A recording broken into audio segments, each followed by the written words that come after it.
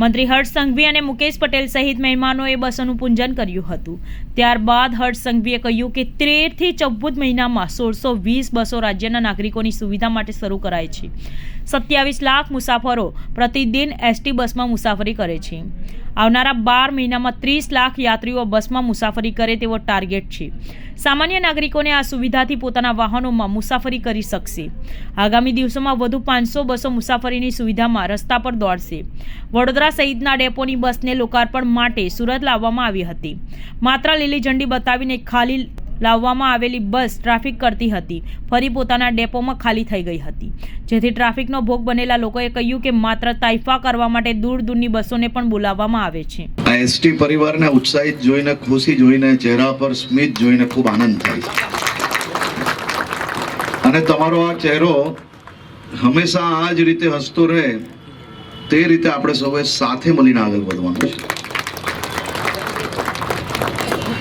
તમારા ચહેરા પર ખુશી હોય એટલે રાજ્યના 27 લાખ નાગરિકો જે દરરોજ તમે જે બસ હાંકો છો, તમે જે બસની દેખભાલ કરો છો, એ બસમાં સવાર સાંજ પ્રવાસ કરીને પોતાના સપના સાકાર કરતા હોય છે।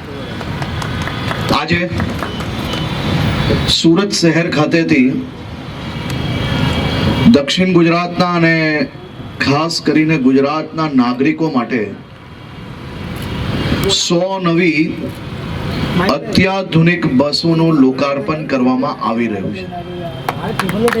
દાદાની સવારી એસટી અમારી ગુજરાતના ખૂણે ખૂણે ગુજરાતના નાગરિકોને પોતાના ગામથી શહેરો સુધી, મહાનગરો સુધી, પોતાને નોકરી માટે, ધંધાર્થી માટે, ભણતર પ્રાપ્ત કરવા માટે, આ તમામ લોકો જ્યારે ગામથી શહેર તરફ જવાનું હોય, શહેરથી પાછું પોતાના ઘર તરફ વળવાનું હોય, ત્યારે એમને કોઈ બી પ્રકારના પ્રાઇવેટ વાહનો ઉપયોગ ના કરવા પડે તે પ્રકારની વ્યવસ્થાઓ આપણે કરવા આગળ વધી રહ્યા છે। કુલ મલાવીને આ 13 મહિનાની અંદર